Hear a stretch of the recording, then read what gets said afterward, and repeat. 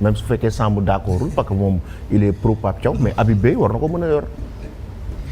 Bon, je pense que il y a beaucoup de profils comme je dis l'essentiel en fait am na kenn ku koy maa ngi dégg kii sànq parce que hier j'ai eu ce débat li mu wax sànq Emet Faye sax moo tax mu ñëwaat. ci kii ma ne ko c'est pas le même contexte au fait parce que Pape Thiaw quoi qu'on puisse dire sur le profil ñaari tali la yor. Après ñu jox ko équipe nationale locale et bien épaulé aussi par Djibril Fall de Génération Foot et Senghor de l'AS Pikine Assane Faye de Jambar parce que c'était un bon staff je les ai vus travailler après Emerse Faye booy xool c'est Nantes c'est Nice et il a fait ses gammes aussi à Nice mais Pape Thiaw il était sous la coupole d'Aliou Cissé pour mu gën a kii parce que quoi qu'on puisse dire Aliou Cissé bu muy jël équipe bi en 2015 on sortait voilà c'était football bi amul woon dara presque parce que on sortait 2008 Tamale gis nañ li fa xew après 2012 3 défaites en Guinée équatoriale donc mu jël contexte boo xam ne ak benn groupe boo xam ne dafa màgg ak ñoom les Sadio les Idi après les JO de Londres après Karim Sega l'a accompagné durant tout ce temps donc tout ça il faut pas qu'on oublie donc pour le cas de Habib Beye pour le cas Omar Daf ou Hervé Renard on en parle c'est des Sénégalais à part Hervé qui peuvent vraiment pouvoir prendre l'équipe moi je pense qu'il faut un meneur d'hommes un bon gestionnaire de groupe voilà pour que là-bas parce que c'est très difficile. Tu fais partie de ceux qui pensent que dañu war a dem vers le long terme avec Pape Thiaw wala dañu war a yow da nga jàpp ne dañu war a dem un entraîneur chevrolet bu pare pour ñu dem gagner waat CAN 2025. comme je l'ai dit à l'entame de mes propos man li ma jàpp mooy ki nga xam ne moom mooy doon parce que li may wax mooy tey dañu am benn statut. Aujourd'hui c'est statut boobu kan moo ko mën a défendre. kan moo mën a jël tey les Lamine Camara les Nicolas Jackson comme tu l'as dit les Pape Matar Sarr je vois El Hadj Malick Diouf nan nga leen mën a intégrer ci groupe bi ba ñu ba mu homogène ak les Kalidou Koulibaly les Idrissa Gana Gueye tout ça c'est ça le plus difficile au fait parce que c'est deux générations différentes ouais. Tu vois 2012 ba Aliou di jël groupe bi peut-être 15 jours yoo xam ne dañuy jóge woon U23 màgg ak ñoom donc c'est ce qui me désole aujourd'hui mooy tey suñu U23 yi qualifié wul woon tey la may gën a metti au fait parce que foofu di nga mënoon créer benn cohésion de groupe xale yooyu màgg ak ñoom nga xam ne boo leen siy greffé du metti aujourd'hui la tâche majeure du futur sélectionneur c'est tey jii nan lay gérer groupe boobu parce que c'est des professionnels qui sont payés ils savent jouer au football mais comment faire pour que Samb Al Amin Alioune Touré Ndeye Coumba soit complémentaire c'est ça le plus important. C'est deux générations différentes. Voilà. Pour que la mayonnaise au-delà d'être un bon technicien, il faut être un bon manager pour le faire. Moi, tu as le mot. Le profil. Tu as le mot. Le profil, c'est le manager. C'est le bon manager. C'est le bon manager qui gère bien son groupe. Parce que tu as c'était la force d'Aliou Cissé aussi. Ah mais absolument. Aliou loo ko munti waxal. Absolument. Aliou Cissé loo ko munti waxal. Absolument. Nangul ko ne c'est un bon manager. Absolument. Tu peux dire tactiquement, techniquement, c'est la grinta. Wow. Mais sa force, c'était il tenait son groupe. Il savait gérer son groupe. C'est l'essentiel. Parce que c'est pas un club au fait. Maximum tu passes une semaine avec maximum. Si c'est pas une campagne de Coupe d'Afrique ou de Coupe du Monde, maximum tu passes 3 jours, 4 jours. Donc sur 3 jours, 4 jours pour combiner, pour avoir un groupe homogène, c'est très difficile. C'est très difficile. Après si tu restes là à jouer aux gendarmes et aux policiers, c'est des enfants gâtés en quelque sorte. Samb mi ngi reetaan daal mais ni Pape Thiaw du bon manager de yi ngay reetaan nii. non en fait sama yow da nga may tooñ parce que man tey damaa ñëw jàpp lees ñëw toog cool il faut nga yëngal ma quoi parce que tout à l'heure tu m'as lancé une pierre en disant que je suis pas d'accord à l'idée que Habib Beye doit prendre cette équipe. Non, en fait j'ai pas dit que je suis contre mais li ma wax dama ni quand je disais ça et merci d'ailleurs tu m'as donné l'occasion de m'expliquer quand je disais que je suis plutôt avec Pape Thiaw qu'avec notre coach c'est que déjà pour Hervé Renard xam nga gars yi li ñu wax mooy expert local bi moom la ñuy indi c'est Augustin qui l'a dit moom la ñuy privilégié l'expert. C'est un Sénégalais hein. man moom laa bañ a dégg mais c'est pas un Sénégalais pourquoi c'est un Sénégalais. Il vit au Sénégal. Vivre au Sénégal ça veut dire que tu es Sénégalais. Ouais, mais sa femme est sénégalaise. Oui, mais sa femme est sénégalaise. Mais c'est ça. Quand tu aimes le pays, pour moi. Excuse-moi Samb de te couper.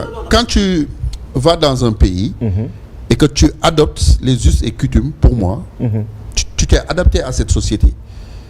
Donc après, le reste... Non, Est-ce que c'est un autre débat. Mais quand je dis que c'est pas un Sénégalais, c'est par rapport à sa nationalité et autres. Il y a plusieurs paramètres. Il porte le Sénégal tu dans peux son porter le cœur. Sénégal. Par exemple, moi, je porte la France dans mon cœur. Est-ce que moi, je suis française? Non, je suis pas française. du benn Mais attends. parce que tey Hervé Renard xam nga yow amoo jëkkëru tubaab. Pas de bien là-bas, t'as amoo rien, jëkkëru mais voilà moom il am na vit fi kër ici, am fi jabar. voilà. Est-ce que amu fi sax C'est comme doom. Bruno Aliou Metsu. Cissé am na ainsi de suite en France et tout. Mais attends, moi, je suis pas d'accord sur ça. Aliou Cissé, c'est un Français. C'est un Sénégalais. Même s'il n'est pas un Sénégalais mais on a besoin de ses compétences. su fekkee mën Mais la fédération nee na il veut l'expertise locale. Loolu la ñu wax. C'est ça le débat. Les su ñu nee benn nationalité ay affaires yooyu les gens vont dire du n'importe quoi mais Hervé Renard c'est pas un Sénégalais. Déjà ça, il faut l'éliminer. Désolé. L'expertise locale, ça veut rien dire. Ça veut rien Il faut dire. prendre le meilleur. Est-ce qu'il faut pas mettre en avant les compétences. Mais la fédération Pourquoi a pas ça veut privilégié rien dire. l'expertise Parce que yow locale. l'expertise locale boobu noonu ci nga amee Aliou Cissé quoi. Vraiment. Mais d'accord, non, mais ak Aliou Cissé, ñeneen aussi. il avait la gueule de l'emploi en quelque sorte. Tu vois, on sortait, je dis, d'une bonne, comment dire, Mauvaise Londres. pente, quoi. Voilà, on sortait 2008 bata gis nañ li fi xew. 2012 gis nañ li fi xew. Après 2015 ba muy jël équipe bi dem ñu gagné ñu quart de finale, je sais pas avec Cameroun et tout. Oui. Mais là, quand tu vois ce groupe, tu avais Cheikhou Kouyaté, tu avais Saliou Ciss, tu avais comment dirais-je Sadio Mané, Idrissa Gana Gueye, Gana Gueye, ouais. tu avais Kalidou Koulibaly qui venait d'arriver. On sort des Jeux Olympiques avec une base, en fait. Bien sûr. Est-ce que tu vois le contexte que je veux Oui, dire? oui. Donc aujourd'hui, sur le contexte du football mondial, aujourd'hui l'Angleterre, moi c'est la deuxième fois que je vois un entraîneur étranger en Angleterre. Oui. À part Sven Goran Eriksson. C'est la deuxième fois. Voilà, je pense. Avec Thomas Tuchel. Je Oui, sais pas, c'est la après, deuxième fois, effectivement. Sven Goran C'est Eriksson. ça la Ça veut dire que le football a évolué même anglais bu ñu demee bay changer de nationalité Pour kon. moi, même si c'est un Gambien, Mais- c'est un mais- Congolais mais- ou quelque mais- chose comme quand même ça, qu'il y a si tu as la gueule de l'emploi, Attends. on te met. Oui, mais même s'il change d'entraîneur venant d'un autre horizon, Ouais. d'une autre nationalité, Ouais. ça ne veut pas dire qu'ils vont prendre des Africains et les mettre dans leur club et dans leurs équipes en Europe. Ça c'est clair, n'est-ce pas? C'est-à-dire Non, il a dit par rapport à ce qu'on dit. Par exemple, rapport Thomas Tuchel bu dem oui. Angleterre. Oui, mais ils ne vont Angleterre jamais, change de ils ne nationalité. vont jamais mettre un coach africain en Angleterre. Ouais, mais si tu as les compétences. Mais on n'a jamais vu ça à l'une. Mais aujourd'hui, frère, c'est comme l'exemple du Bayern qui va prendre Vincent Kompany. Personne ne s'y attendait. Oui. Pour moi, le football, ça n'a pas de Oui, frontières. mais on parle des équipes nationales. Parce que moi, c'est que. Mais ce sont compétents, pourquoi pas? Mais oui, on est d'accord. Mais ce que je disais à propos de Hervé Renard et du choix de la fédération de mettre en exergue l'expertise locale, moi, je pense que là, ce qu'ils veulent dire, c'est que expertise locale, moi, coach Binga Khamanteni, il a fait ses exploits ici même en football local. C'est base. ci loolu laa jàpp quoi base bi nga xamante ni fii la ko amee ci football local bi. Non Et mais quand- Pape Thiaw Non, par mais- exemple ameewul base bi fii Pape Thiaw dafa dem jàngi football jàngi am métier d'entraîneur diplôme am à l'extérieur. oui mais fan la pare jël na ñaari tali ak yooyu. waaw mu ngi noonu fan la appliqué li mu jàng. waaw jël na ñaari tali certes. oui. mais tey jii Mais ça, mais tey si tu Mais as prends l'exemple d'Aliou Cissé. Aliou Aliou Cissé Cissé n'a jamais été dans un club ici. dans un C'est club ça, ici mais au moins te gagné na Aliou- CAN. mais attends gagné na CAN loolu laay wax donc nag raison pour laquelle d'ailleurs. Hervé Renard gagné Ah, ñaari CAN. d'accord raison pour nekkuma laquelle. jaruma ndap Hervé Renard gagné na ñaari CAN. Ça, vous Avec la voulez- Zambie et la Côte d'Ivoire. Zambie ak Côte d'Ivoire. Sam pour une fois je suis d'accord avec toi Sam kii mii nii Elam mi dafa indi benn débat boo xam ne Non mais Non, mais le football, ça n'a pas de frontières. non on parle de profil, le football n'a pas de frontières. Il faut pas On qu'on parle se- de qu'on se- profil quand même. Le problème, c'est que on parle la de fédération a C'est-à-dire, parlé. c'est pas à nous C'est pas de possible. décider de la nationalité du coach. Mais c'est la fédération qui a Ouais, décidé. mais même la écoutez, fédération est-ce que Mais juumuñu la bu ñuy fédération, def- c'est nous. mais Samb la C'est fédération l'argent du contribuable. mais c'est l'argent du Mais c'est contribuable. la fédération qui a parlé, c'est pas nous hein. La fédération nee na il privilégie l'expertise locale. Privilégie. Ouais. Ça veut pas dire que Ils ont limites banni pas, quand même mais- non, j'ai yeneen pas dit nationalités. Mais si tu l'as pas ici, qu'est-ce que tu vas? Tu vas forcer avec l'expertise locale.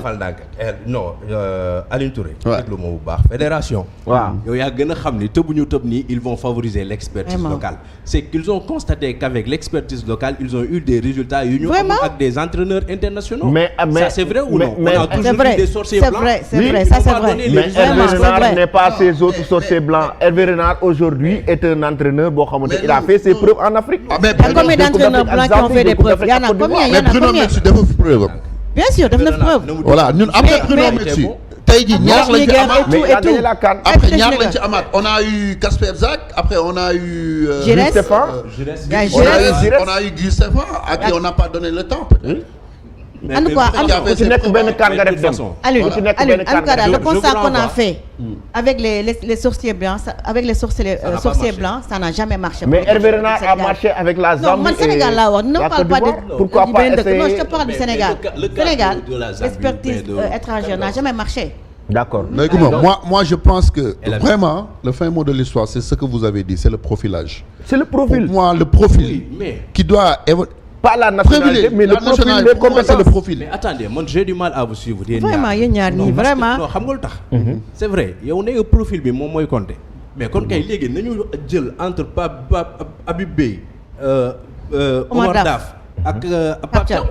kon kay C'est ça. parce que on a de la matière. On a de la matière. On a de la matière on n'a pas besoin Mais si Hervé Renard d'importer est, si quelque Hervé chose. Renard est candidat, Mais attends. Et si On Hervé ne Renard discute est pas assez candidat? droit parce qu'il y a Malick Daf de l'autre côté. Pourquoi Waaw. pas l'intégrer? Waaw, pourquoi Donc, pas? avec C'est ça. cette mais si matière-là, Hervé on Renard va- est candidat aussi, il faut pas l'exclure. Non, attends, Nañ ko nangu. je te renvoie à une déclaration.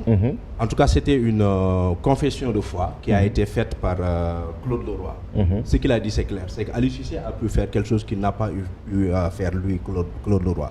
Ça veut dire quoi? C'est qu'il était en train de parler aujourd'hui de l'émergence de ces coachs nationaux-là qui ont su, en tout cas, faire des résultats dans toute l'Afrique. Mais maintenant, par rapport à cette question-là, man li ma la wax sànq dama me poser question nga coupé ma. Quand je disais par exemple pour le cas de Habib Beye. fenn laa ko teg te loolu dama ciy répondre ale fi ngay waxee ci affaire expertise internationale bi. fédération ñoom ñoo taxaw ñu ne li ñuy privilégié benn moom mooy expertise locale. Et dans la conscience collective des Sénégalais, c'est que le ministère n'est pas prêt aujourd'hui à débourser des millions pour payer un coach. On l'a vu avec Aliou Cissé. 20 millions yu ñu ko doon jox bañ naan nañ ko yóbbu 30 millions ça posait déjà un problème sérieux. Mais maintenant léegi donc il faut que ñoom ñu def un choix. Soit bu fekkee ni aujourd'hui ils n'ont pas la possibilité de faire venir Habib Beye parce qu'il coûte cher ou bien Omar Daf parce qu'il coûte cher. Mais Pape Thiaw qui tient déjà les routes, mais il faut aujourd'hui lui mettre dans les conditions de maintenir et de faire la continuité. Parlant d'Habib Beye. Mais est-ce qu'il a le profil? C'est ça dont on parle. Oui, Ça maintenant, me parle après d'Habib tout Beye. par rapport au profil et tout Mais ça. c'est quoi le profil? C'est quelqu'un qu'il faut Selon- aider. selon vous, c'est quoi le Allez, profil? Dagguma leen c'est mais quelqu'un- parlant C'est quoi le profil? dagguma leen mais parlant d'Habib Beye En fait. dagguma leen mais Avec parlant statut équipe nationale, c'est un contexte. C'est en fait, quelqu'un quand on qu'il parle faut de aider, profil. Alioune. Aujourd'hui, Aliou vous Cissé, parlez est-ce qu'il avait le d'expertise locale. parcours? Aliou Cissé, est-ce qu'il avait le parcours? Non, je t'ai dit, c'est pas le même contexte Non, aujourd'hui. mais quand vous me dites le profil, c'est pourquoi je me demande c'est quoi le Non, profil pour vous? quand tu parles de profil, dans toute chose, il faut interroger le temps et l'espace. Aliou Cissé, je t'ai dit, on sortait CAN 2008 merdique, excusez-moi du terme, CAN 2012 merdique. Bata.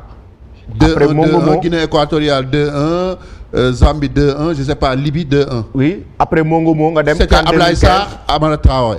Ils sont, après 2012 là, on fait une bonne campagne aux Jeux Olympiques. Donc on sortait de nulle part en fait. Mais aujourd'hui le Sénégal est champion d'Afrique. On a des joueurs qui jouent dans les grands championnats. On n'avait pas ça. On n'avait pas ça. Je te parle de contexte, de temps et d'espace. Donc si je parle de profil, c'est par rapport à ça. Que tu t'adaptes par rapport à ça. Aujourd'hui, comme l'expertise locale, vous oubliez même Youssou Dabo. Youssou Dabo. Il y a Serigne Saliou Dia. Serigne Saliou Demba Dia Mbaye qui a- qui a fait ses pourquoi fils. pas? Ouais, mais Demba bon, Mbaye, mais les ça, jeunes- pourquoi parle de pas? profil. Vous êtes en train de citer des noms Ouais. qui Moi- peuvent diriger l'équipe du Voilà, Sénégal. moi- Donc on n'en a pas besoin Non, je veux d'autres dire- expertises étrangères. alors. Non, mais Donc je la veux crème dire. est là alors. Ils sont pas exclus. Nous, Hein? La crème est là. Non, ce que je veux dire, moi, on parle de la même chose, mais moi, je vais au-delà. Ouais. Je dis que moi, en tant Il faut pas qu'expert du exclure les football, nationalités. voilà, j'exclus personne. Si c'est un Congolais qu'on va prendre, Qui est compétent, je te jure. qui peut nous faire gagner Voilà, une mais CAN. Pourquoi moi, pas? moi, j'ai pas de frontières. Mais aussi, est-ce que Attends. l'État a les moyens de payer ces gens-là? Nekoumba, pour moi, dans la vie, il faut jamais faire la politique de témoin. Moi, ça, c'est comment dire, c'est une philosophie, c'est une logique. Fais toujours la politique de tes rêves. Pour moi. Sinon, Ça, c'est Diamba. vous. Voilà, pour moi. Mais c'est Diambar pas- n'aurait est-ce que pas c'est- Est-ce que c'est existé. l'État aussi?